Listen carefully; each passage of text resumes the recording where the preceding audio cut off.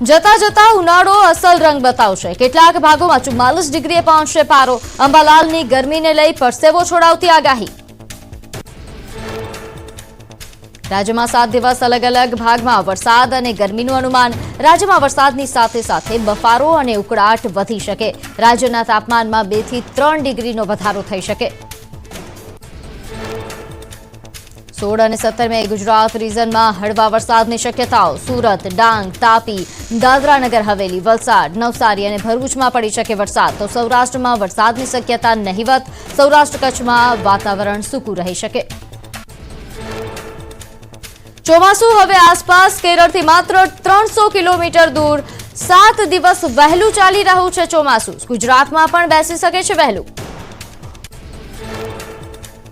2024ની તુલનાએ આ વર્ષે 7 દિવસ વહેલું આવી રહ્યું છે ચોમાસું। ચોમાસાને આગળ વધવા માટે સ્થિતિ અનુકૂળ। અહીં ગત વર્ષે 22 મે ચોમાસું જ્યાં પહોંચ્યું હતું ત્યાં આ વખતે 15 મે પહોંચી ગયું। રાજ્યમાં ચોમાસાની એન્ટ્રીને લઈને હવામાન નિષ્ણાંત અંબાલાલ પટેલે આગાહી કરી। કેરળ કાંઠે ચોમાસું 28 મે આસપાસ પહોંચી શકે તો ગુજરાતમાં 8 જૂનની આસપાસ ચોમાસાની ગતિવિધિ જોવા મળી શકે।